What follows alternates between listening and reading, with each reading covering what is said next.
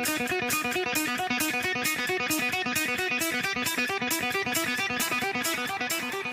the first pick,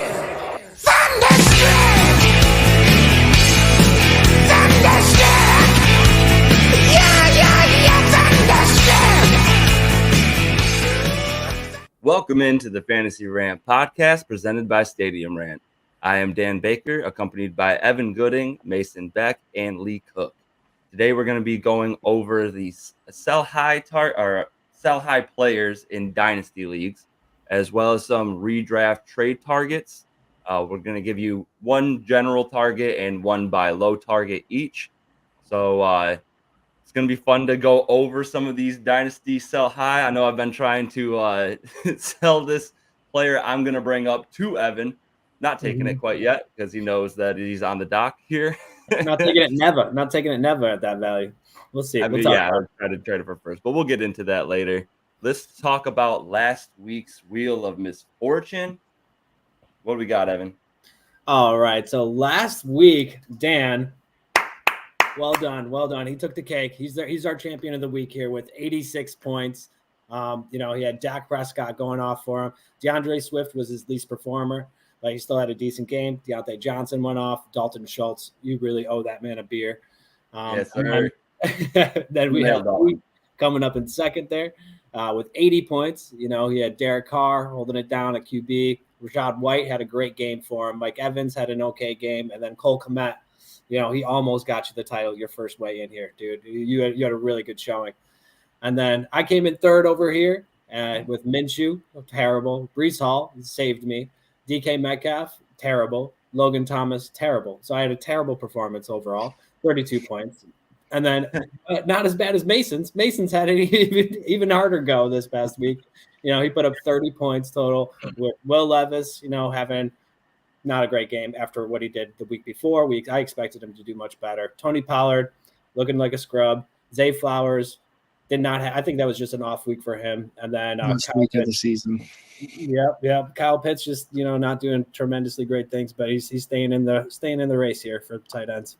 Yeah, thank you, Arthur Smith, for continuing to ruin top 12 draft picks. Ridiculous. Jonnu Smith with a end around sweep at the goal line instead of handing it off to Bijan. Jonnu Smith has as many touches inside the 10, like rushing attempts inside the 10, as Bijan does, and it's driving me insane. No.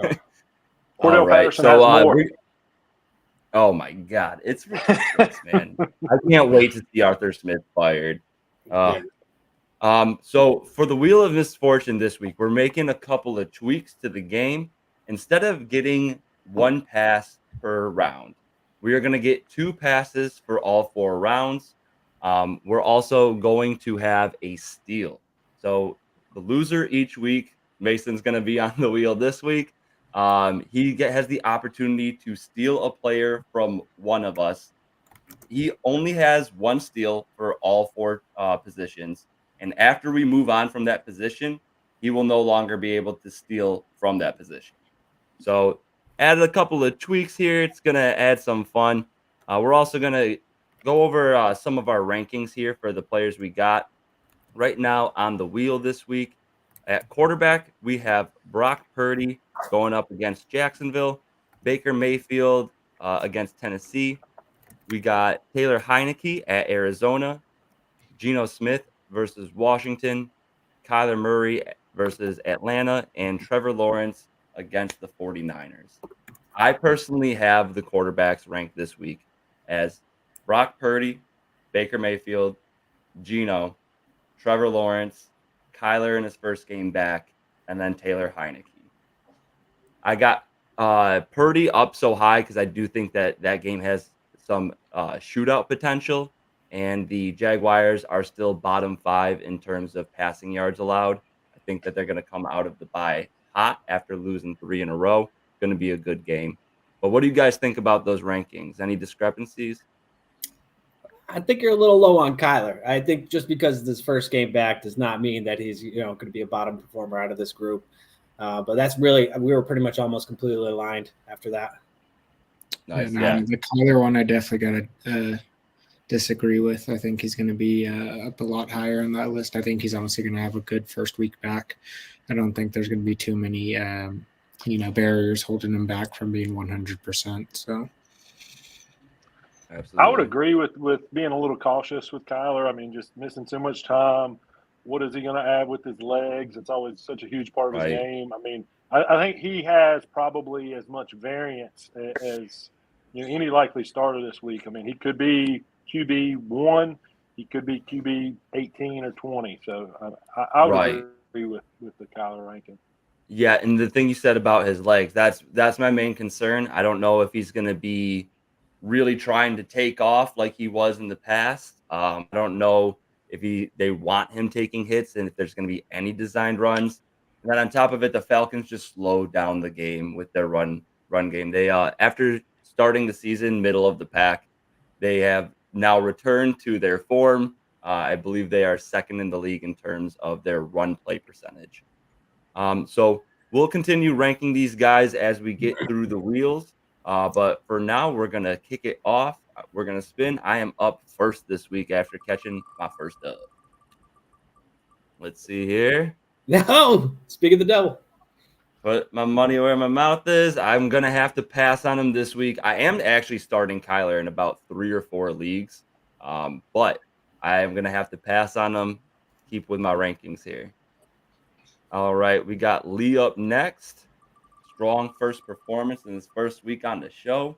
Who's he get? Hey, and he's got Kyler. The 2 guys talking down on Kyler. Get him for the first opportunity.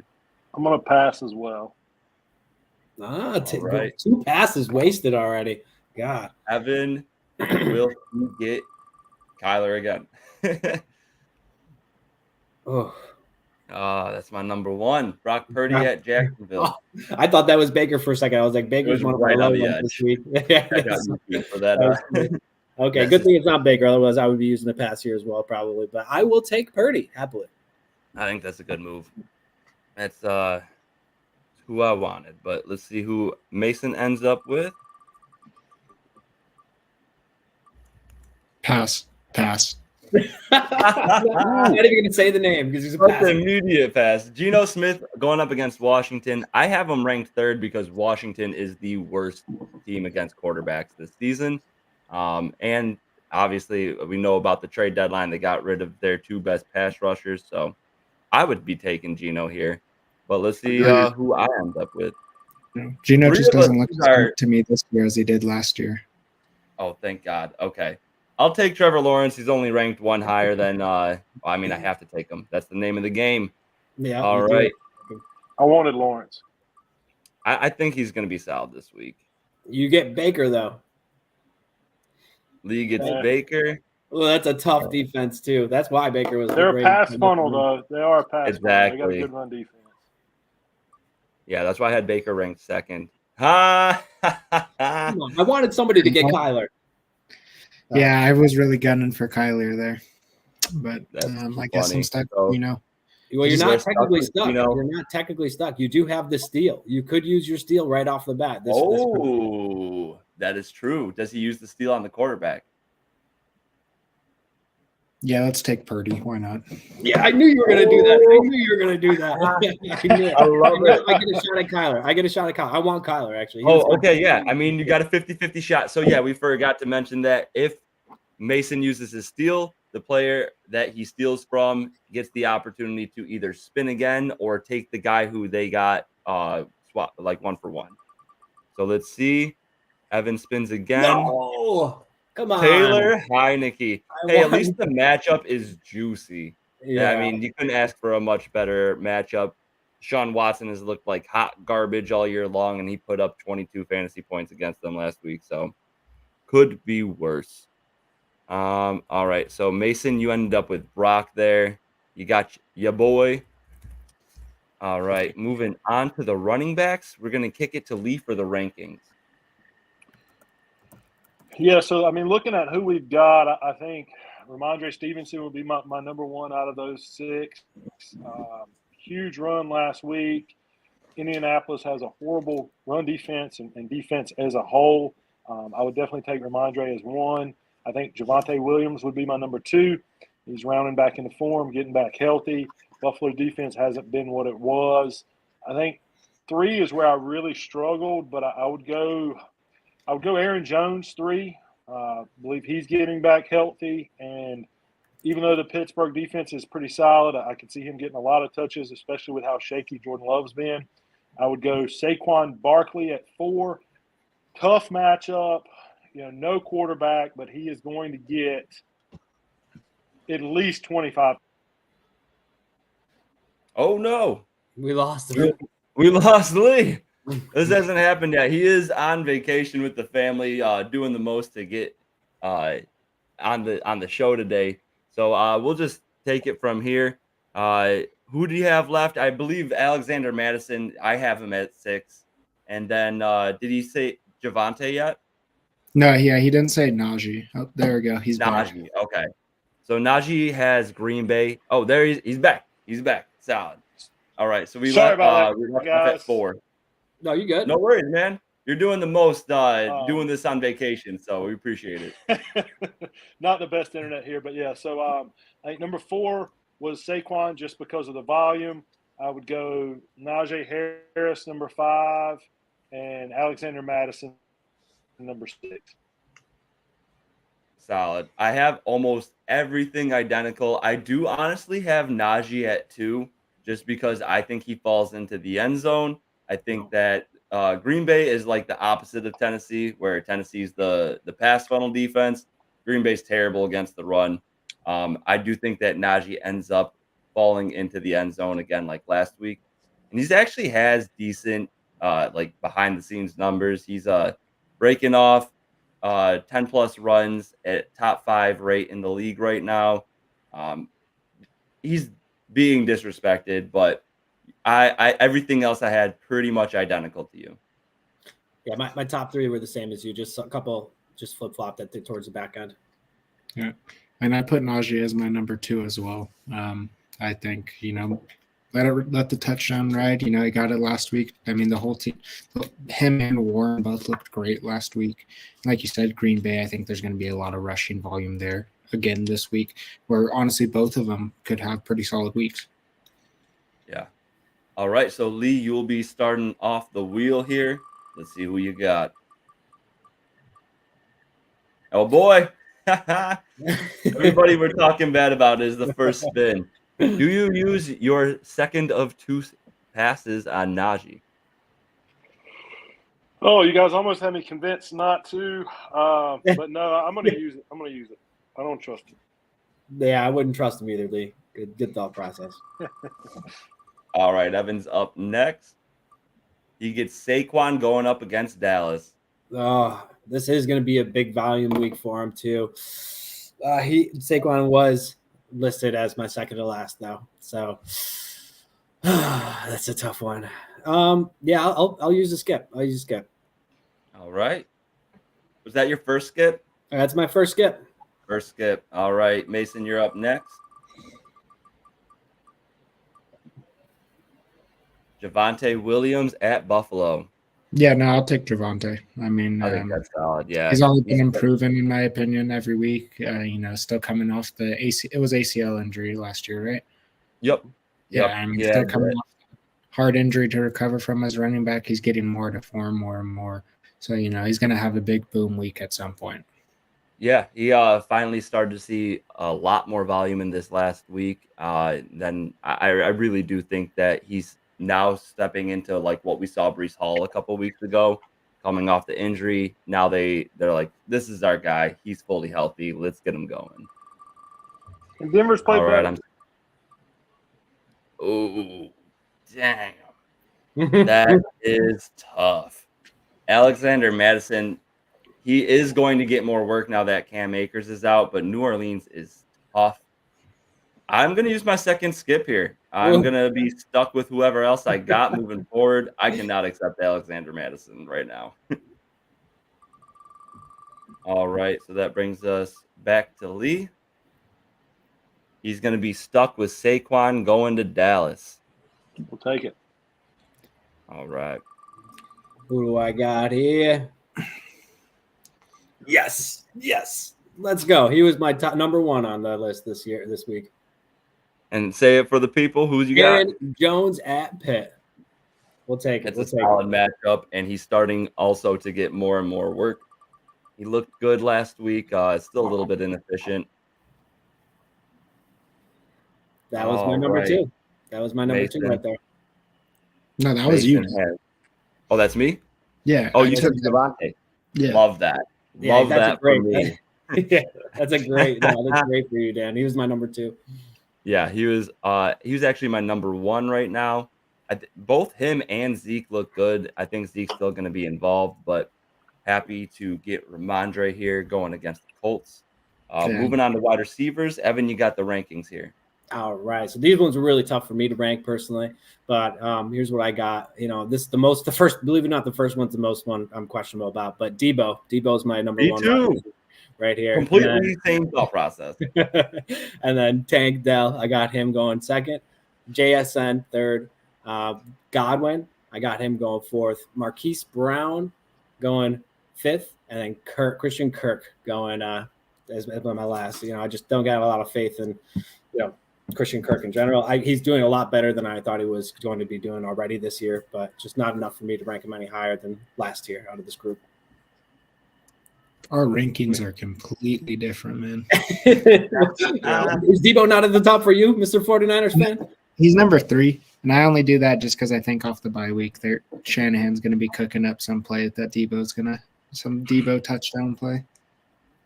I'm pretty opposite as well. I think Christian Kirk. Sorry, go ahead, Lee. Go ahead, Dan. I was just saying Christian Kirk is one of my top 2 plays versus the last out of this list. That San Francisco pass defense has been pretty rough. They got a good run defense. He gets more volume than Ridley. No Zay Jones. I think he's been pretty consistent this year outside of 1 week, and I could see him having one of those blow up weeks this week. I completely agree. I have Debo and then Kirk, and then I got Godwin because the pass funnel, Marquise because he's got Kyler back, and then I got Tank and then JSN. So a little bit different from what Evan had, but let's see who Evan gets on the wheel here. I'll take my boy Tank. Don't you do it. Chris Godwin. No, Wheel. Come on, Wheel. Oh, man. Doing me like that. Well, I already used 1 spin. Yeah, this is a really tough one here. I'm going to pass. I'm going to use my 2nd skip. He passes on Chris Godwin against Tennessee. That brings us to Mason. Mason, did you use your skip last round? I've used 1. Okay, only 1. He gets JSN going up against Washington. Yeah, I honestly have JSN on the bottom of the list for my rankings. Same. Same reason. Like I wasn't hyped about Geno. He does not look as good this year. I mean, Lockett and DK are still there. I mean, you even could add in Noah Fant. Charbonnet could be working more into the passing work too. I still don't trust JSN this year. All right, I take that as a pass. I am up next. And I like it. We're rolling with Chris Godwin. I don't have any passes left, but I wouldn't have used it anyways. Godwin is my 3. I'm happy taking that against Tennessee. Brings us to Lee here. Give me somebody in that San Francisco-Jacksonville game. He's got the JSN. Stuck with JSN here. All right, Evan. He's not happy about that one, Lee. No. Hold on. So you do like Kyler, but you don't like Marquise Brown. Michael Wilson. As long as Michael Wilson's playing, I think that Trey is also Michael Wilson. Yeah, coming off an injury, you think he's taking that much away from Marquise where you don't like him? I don't know. I also think that Kyler is going to do a lot more work on the ground with his feet too. So I had Marquise Brown as my wide receiver 1 for this. You're 1 out of this list? Yeah. Wow. Yeah. I got Christian Kirk. Happy with it. I mean, we already touched about him a little bit, but he's looked consistent every week except week 1. Niners secondary is kind of our weak point right now. So I mean, the attention will probably be on Ridley. right? I got Debo as number 1 just because the upside. I think that he is missed in this offense, but I think Kirk is the safest play here. All right, Mason, you got the tight end rankings. Who you got? All right, for tight end rankings, the first one I got Jake Ferguson. I don't have the schedule pulled up in front of me, so I don't remember all the teams that they're Ferguson playing. going against the Giants. Yeah, and then Taysom Hill against Minnesota. Hunter Henry against – I should have probably looked at these or written these down. The Colts. He plays The Colts, yeah. So, yeah, Ferguson, Taysom Hill, Hunter Henry against the Colts, David Njoku against Baltimore as my number 4, Luke Musgrave against the Steelers, and Kyle Pitts as my last one against. Buried Kyle Pitts. Wow. Yeah. Interesting. I actually have Kyle Pitts ranked number 2 this week. And he's number 2 for me as well. Yeah, it's a great match. Well, Arizona's been doing better against the tight end, but the last 2 years before this, they were dead last against the tight end. I do think Taylor Heineke offers some upside for the wide receivers. If Drake London misses this game, I do think that Kyle Pitts could have a blow-up game here. Yeah. Other than that, though, pretty simpatico with the rankings for you, Mason. Yep. I like Musgrave a little more. Yeah, I got Njoku last just because the Ravens are such a difficult matchup. I got Njoku. The one thing that I did notice in watching the game last week, though, it looks like with Donovan Peoples-Jones out, Elijah Moore's playing a little bit more on the snap, and David Njoku's getting some of those slot snaps. So I do think that is a beneficial role for Njoku's long-term production. But right now, I'm not confident enough to take him against Baltimore. Yeah, I mean, Ravens' defense is just probably one of the scariest. Yeah, it's unreal. And Mason gets David Njoku. You had him ranked a little higher than I did, and you used your second pass last round, right? All right, yeah. So you are stuck. Let's see what happens. Not the worst. All right, I got Luke Musgrave against Pittsburgh. Honestly, I'm pretty content with that. He's got a low ceiling, but I think that his floor is relatively safe amongst these tight ends. Anybody but Henry. Ooh, number 1. Yeah, he got my number 1 pick here. Yeah. All right. Lee's got Jake Ferguson against the Giants. And Evan, you still got one pass, don't you? No, I skipped both. Okay. So you got Kyle Pitts. Not mad about it. And you got the stack. You had Taylor Heineke, so you're stacking him with Kyle Pitts here. Yes, I am. Not too bad. All right. This is going to be an exciting wheel. I think we have some pretty even teams this week, so I'm looking forward to that. All right. Moving forward, we're going to be talking about some sell high candidates for a dynasty. Didn't have quite enough time in the show last week, so we're going to rip those up for you guys. I'm going to kick it over to Evan first for his dynasty sell high candidate. My dynasty sell high candidate is Raheem Mostert. I mean, I love this, how he's performing. You know, he's always been so fast, but we got Devin Achane coming back here too. And, you know, he's going to take away a lot of opportunity for Mostert. And Mostert's getting old. You know, he's not going to be able to keep this up for that much longer. You know, he's a great spot start going forward, in my opinion, but only as a spot start. I'm not going to trust him in my lineups going forward. And, you know, he's got too much value to just carry on the bench like that, I think.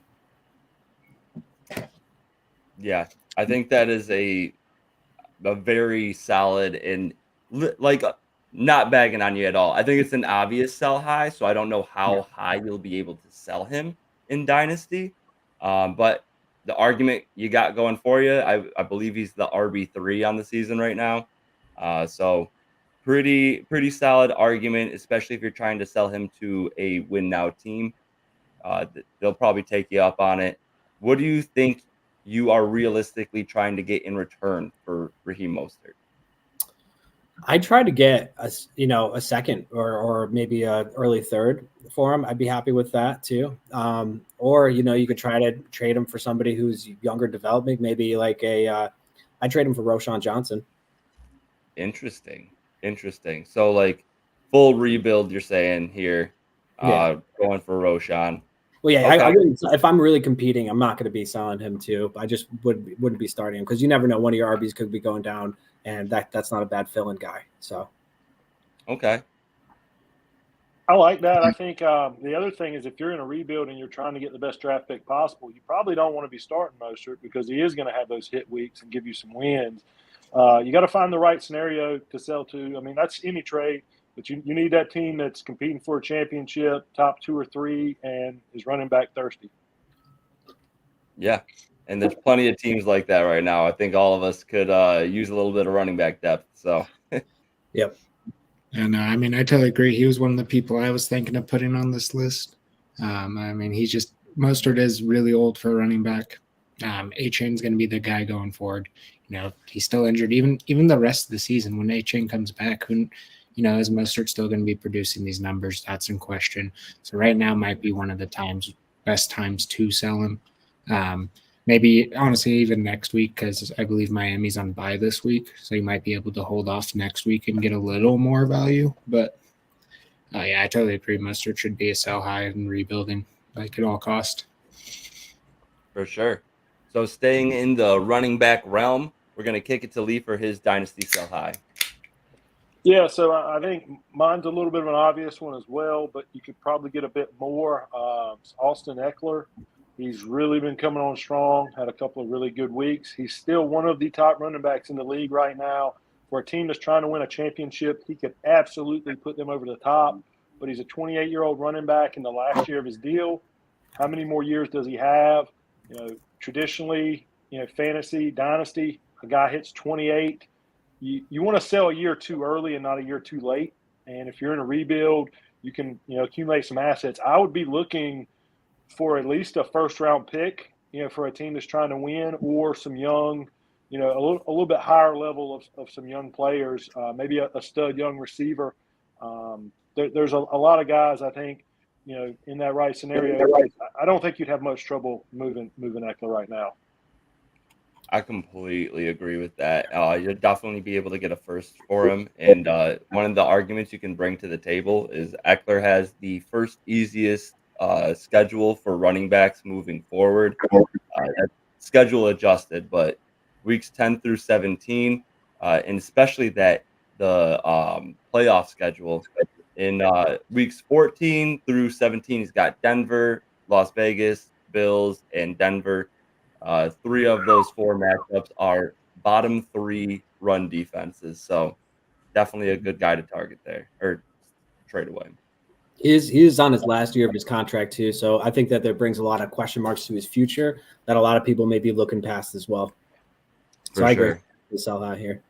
Mason, what do you think? Yeah, and I mean, where he'll go in his future is just something really unpredictable if he doesn't stick with the Chargers. I mean, there was trade talks where would Eckler go, and nobody was willing to pull the gun. So I don't think anyone really necessarily trusts in Eckler enough to where he might not even wherever he goes get a big time role in it. So yeah, I do agree. Eckler is definitely a sell high. I mean, he's injury prone too. I mean, as all running backs are, and age catches up. Right. Staying in the Chargers realm, we're going to kick it over to Mason for his Dynasty sell high. All right. And for my sell high, I got Keenan Allen. Keenan Allen currently is wide receiver number 4. He's putting up great numbers. A lot better than most people were predicting him to be doing this year. But really, one reason why I'm looking to sell him is just his age. He's only got 1 more year after this year with the Chargers, and just with him being 32 or 33 by the next time he has to sign the contract, Chargers might be moving on. They brought in Quentin Johnston, Mike Williams. Who knows what's really going to be going on with that situation? But yeah, I mean, Keenan Allen he's putting up great numbers. In one of my big leagues, I tried to trade him in the offseason because I thought I would need to be rebuilding this season. Nobody was giving me even decent offers. And Keenan Allen killed it at the end of last year, putting up, kind of similar numbers to what he is now. And I just think, if you wait till the offseason, his value is going to go down so much more again. So I think right now is honestly your best time for Keenan Allen because I think you could be able to get a late first out of him. Yeah, actually, I traded him away last year, or traded for him last year. Sorry, I bought him for a second, third, and I traded away Mike Gesicki. And so I think his value has actually gone up since I got him, and that's really rare for a wide receiver as old as he is. But he's kind of one of those ageless guys where he's such a crisp route runner. He's going to be good going forward. He's similar to Lockett. The both I think will be decent plays going forward. But I don't think Lockett has any type of ceiling that Keenan has. Yeah, I like what you said there too, because I was going to bring that up. He's not a guy that relies on speed to get open. He's one of the best route runners in the game. It's one of the reasons why he's one of my favorite wide receivers to watch. You see the game last week, even that crazy catch to put him over 10,000 yards into the career. That was a thing of beauty, man. So Herbert almost missed him again, though. He's missed him on a couple of big plays like that, dude. And honestly, if he missed him again on that, I would have been really upset at Herbert. But yeah, I would have right between a couple Herbert misses and those Eckler drops. Very uncharacteristic of both, but that was hurting your team. Luckily, you're playing the Jets, so you were fine. But yeah, anybody else have anything on Keenan?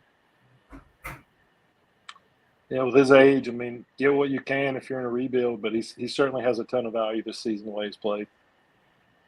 Definitely. All right, so that brings us to my sell high candidate. I got George Kittle. Right now, he just turned 30 years old. He does have another 2 years left on his contract. A part of one of the best offenses and one of the best managed teams in the NFL.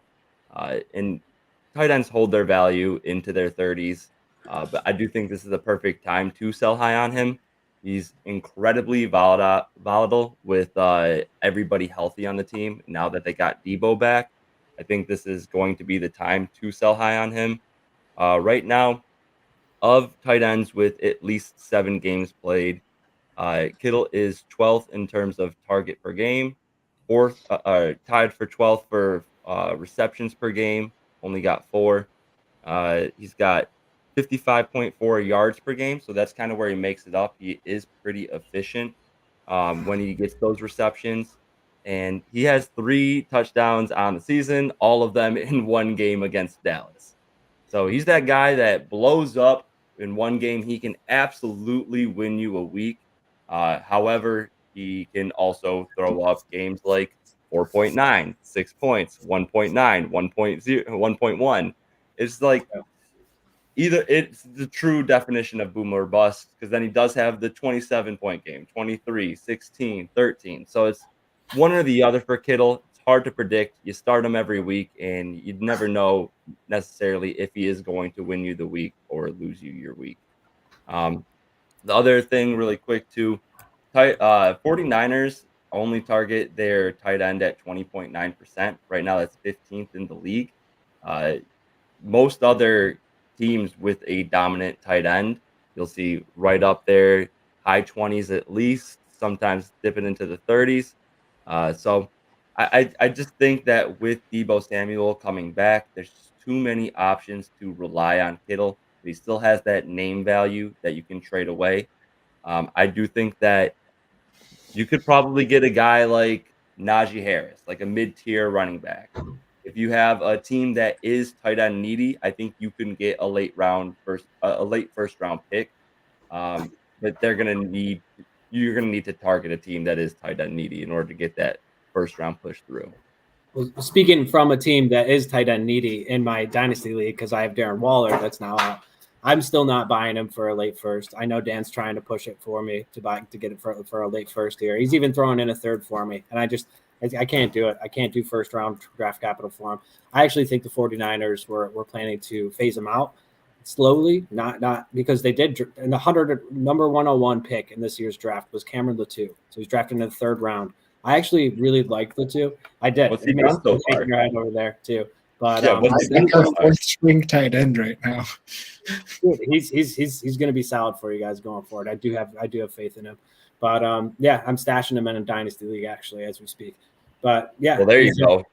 You're not even listed on the depth chart at tight end right now. He's on IR. He's on IR for the season. So they were playing. They drafted him. And he got hurt in the preseason. So they haven't been able to show what he's got, and he hasn't been able to show what he's got too. So yeah, no wonder he's even Niners backup tight end like Charlie Warner. Those are blocking tight ends. This guy, if you watch his film, he's just catching tight end. Kittle's not going anywhere though. He's got another 2 years on the team. That's one thing I was going to talk about. I do think why I agree it's so high. Niners situation with their cap space it's going to get interesting these next couple seasons because might have to pay Purdy. Ayuk's coming up. We have a couple guys on the defense that need to get paid. Some of these weapons are going to be lost. So when you look at like his dynasty value, you say, okay, is that weapon going to be Kittle, which it's more looking like it will be. So in that case, his value probably will go down. But it could also mean Debo, Ayuk, CMC, one of those guys are gone, allows more room for Kittle. It's a really interesting spot for Kittle.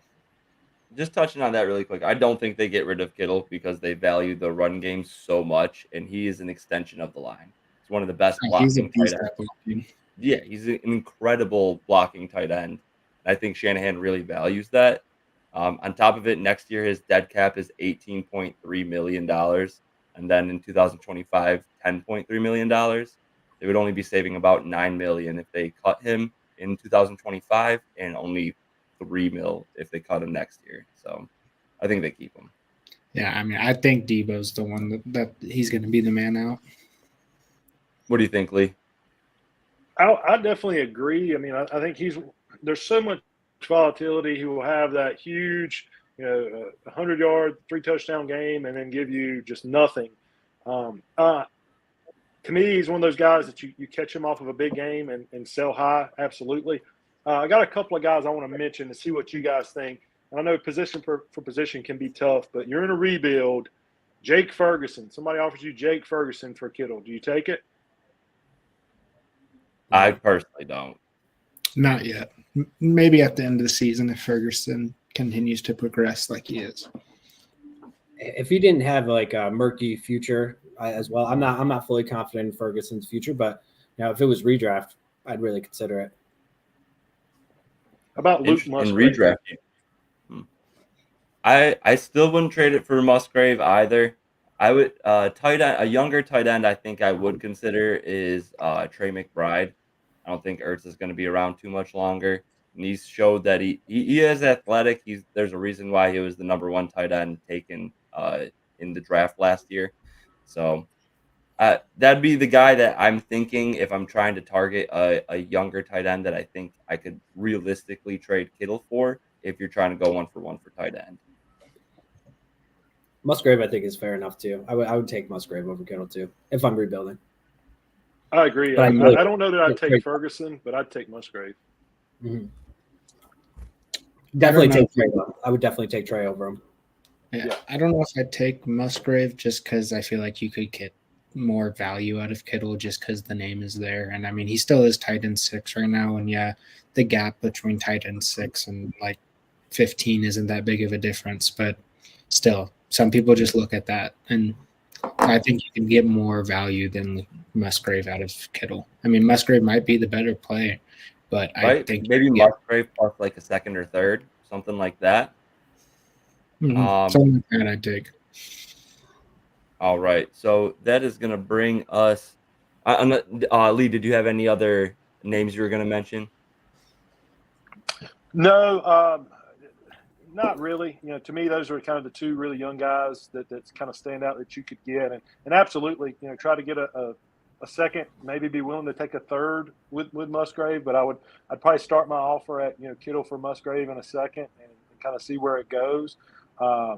Dallas Goedert's going to be out for at least 4 weeks. If you're trying to trade Kittle, if there's a team that's really high in your league that has him, that's a place to look to try to offload him. 100%. I like that a lot. I like Goddard long term still. So this is going to bring us to our redraft trade targets.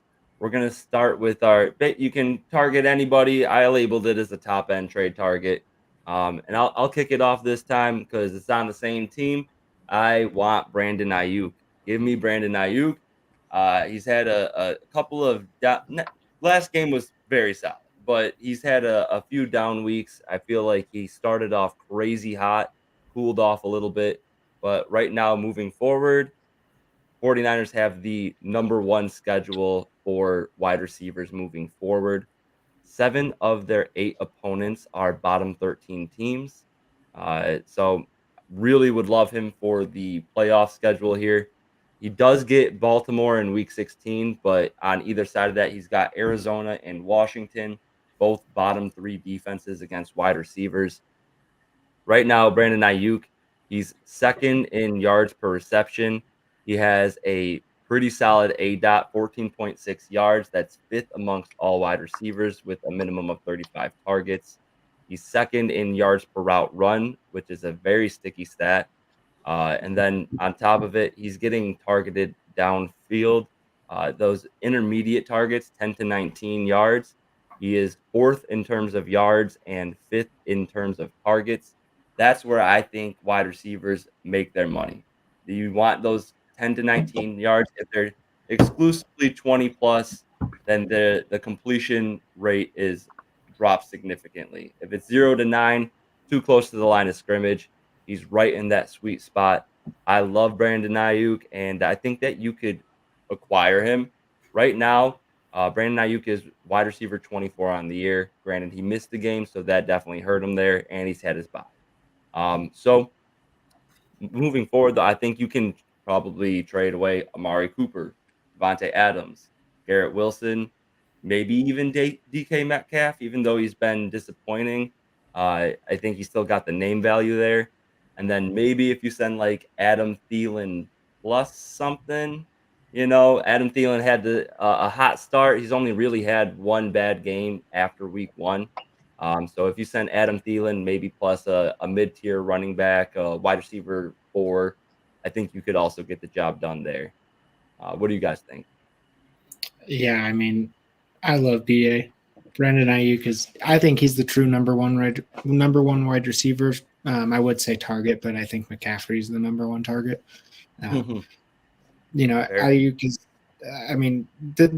he hasn't put up the greatest numbers the last couple of weeks, but if you watch the Niners game, it's not the Niners team that will be the rest of the season. They had an awful month. It's just, I don't know what was going on with them. Ayuk's only 24, wide receiver 24 because of this slump, and he missed a week. Ayuk, when he's played full games, has done great. I mean, I've been trying to trade for him in redraft leagues. He might be a little harder than you think to get, though, Dan. I have been trying to get BA. Yeah. I sent an offer out today, and they're like, "I'm not trading UBA for anything on earth." So you got a wide range of managers here. Some people see that beginning of the season, and that is just the truth for them for the rest of the year. But with that schedule, it's just so juicy, man. I want some more shares of Brandon Ayuk. I think if you're going to target him, you need to be doing it right now. Jacksonville has a pretty good run defense. As you stated earlier, their pass defense has not been. I could see him having a really big week, and with that schedule, it's going to be tough to get him after this week. Agreed. Yeah.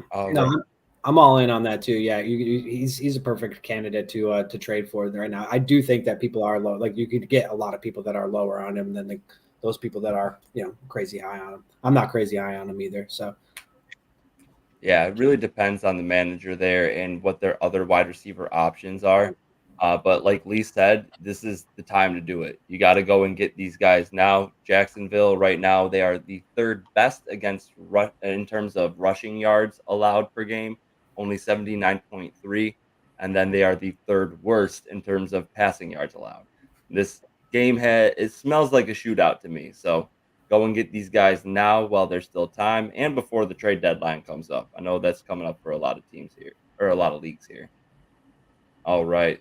So next up, we got another wide receiver. We got Mason next up. So mine is DK Metcalf, who Dan did just end up dissing DK. I didn't. Yeah, no, I mean, I'm still trading for DK. He's had a very underwhelming season. He's currently like wide receiver 48, I believe. But I mean, there's been certain games where Kenneth Walker has been the entire game plan. That's just how it's going to be. Sometimes they've had a pretty solid schedule so far. And I think that, I mean, this team is going to be more pass heavy at some point. It's going to evolve. I think Gino is going to get it going a little bit more. It's Pete Carroll as the coach. You got to forget that. And yeah, DK had the worst week of the season last week. One catch, 50 yards, but it was against Baltimore. That Baltimore defense is just, they're that good. I don't see DK making a jump up into, top 20 receivers, but I think, from 48, he's going to end up finishing, top 30 still, have a good finish to the season. And some people are just done with him because they were expecting so much more. They might be able to get him for a lower price than what you're even thinking. Yeah, I thought about putting him as my sell high. I'm not really high on DK either, Dan. I agree with you more. I think JSN is going to start coming in more into that offense too, and he only got one catch last week. I'm nervous about even putting him in my lineups, so it's tough out there for DK right now. Oh, I also got to add on, his snap percentage has been down a lot more this year, but he has dealt with multiple injuries. So that is something to also factor into DK, not having the greatest start. I would tend to agree with Evan and Dan. I'm a little scared of DK. There's a couple of things that really stand out to me. One is, and this is common for a lot of receivers, but the attitude, fighting people on the field, being pissed off on the sidelines. There's some fear there that it could just turn into a I'm not saying Antonio Brown situation, but I could see him blowing up. And the other thing is, was last year just an anomaly for Geno? How much faith do you have in him being able to support 3 wide receivers? I love the talent of DK, but I'm leaning more towards it was an anomaly. He got paid, and I don't know if we'll ever see last year's Geno again. Mm-hmm. Yeah, even though I was talking a little bit down on DK, moving forward, he has the Seattle Seahawks have the second easiest schedule for wide receivers.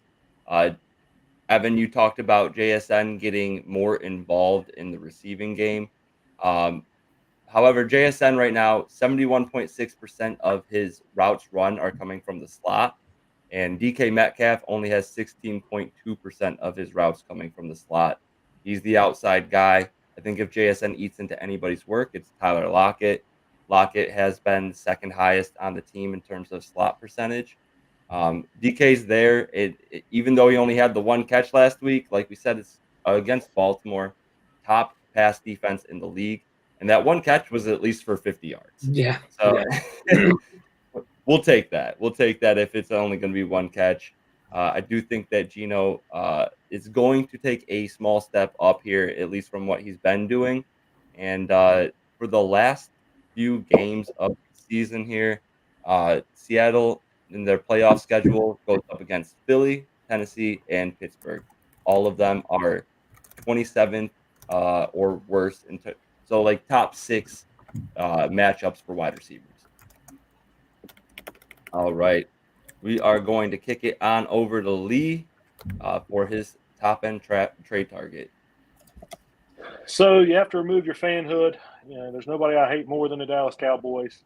But Tony Pollard is going to be my target.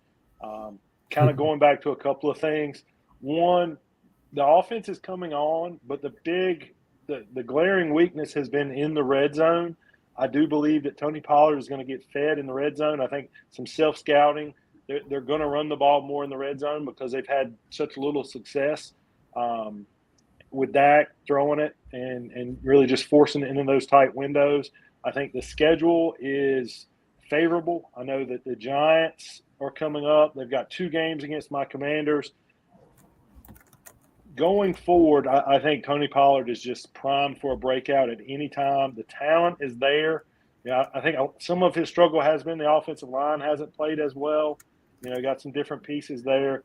But if you want a running back who can win you a championship and really show out these last, 6-7 weeks of the fantasy season, give me Tony Pollard, and I think you can probably get him for a reasonable price. Yeah, I agree with that just because it's been like 4 or 5 down weeks for Tony Pollard.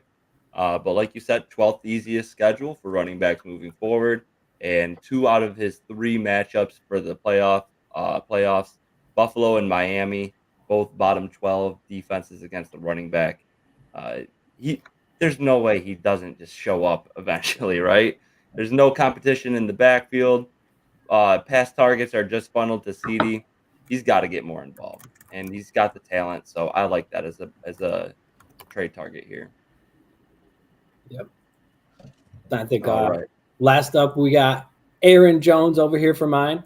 I talked about Raheem Mostert a little bit. I would trade Raheem Mostert for Aaron Jones right now for sure, and I think that's a trade that actually could go through. I mean, he's first time seeing over 10 carries, and not only did he get 10 carries, he got 20. So I think they're starting to get him back to his traditional workload in that offense, and he's still getting receiving work too, like tons of receiving work. 5, and 6 are his last targets for the past 3 games, and I love that, especially in PPR, half PPR leagues. So yeah, I'm going for Aaron Jones all day long. I mean, I can agree with that. I mean, Jordan Love is just not looking the best, and the Packers offense is more seeming to drift away from, the passing game being their like main point. And Aaron Jones he came off it was hamstring injury, I think, some leg injury that he got. Yeah, he's still getting back to form, and I totally agree with buying Aaron Jones. I could see a higher ceiling, but I would take if I had Aaron Jones, I would take Mostert in redraft form. Yeah, I'd smash it. All right. So this brings us to our buy low trade targets. We are unfortunately going to have to speed run this, so I'll go as quick as I can. I got Bijan Robinson. I actually just made a trade in one of my leagues for him. I traded away Saquon Barkley and Deontay Johnson for Bijan Robinson and Devontae Adams. I am loving this trade. I heard a coworker coming into the office saying, I am done with Bijan. I can't stand Arthur Smith. And my ears perked up, and I took advantage of it immediately. So I'm happy with that trade. Bijan still has great numbers, 5th in yards per attempt. He's got 27 missed tackles forced per PFF. That's 6th in the league. In terms of missed tackles forced per attempt, he's 3rd in the league right now. Only guys ahead of him are Raheem Mostert and James Conner. If you want to count that, he is ahead of him, but he has significantly less carries than him. On top of it, Bijan's getting the targets, 3rd in targets for all running backs, 7th in receptions, 8th in receiving yards. The guy is still the guy they drafted him to be. We just need to get rid of Arthur Smith. Yep. All right, let's kick it on over to Lee for his buy low. So yeah, you actually took my guy. You got my guy is the other part of that trade. Devontae Adams. Buy low, baby. I mean, he's so talented. I was encouraged by what I saw from Aiden O'Connell. Devontae's still getting open. They've got the Jets this week, so I think there's maybe one more down week, with that secondary and that defense. So I think I'm waiting until after this game. If he has another bad game, the Devontae Adams owners are going to want to get out. He's a guy that can win you a championship, and I think you can get him cheap after this week. I love that one. Generational talent. He's going to bounce back. Mm-hmm. I agree with Aiden O'Connell too. He's doing really well. Yeah, and he's a rookie. It's going to be first read, check down, move on. Devontae's going to be there. Jacoby's going to take a dip. I love that. Love that I got both of them on my team now.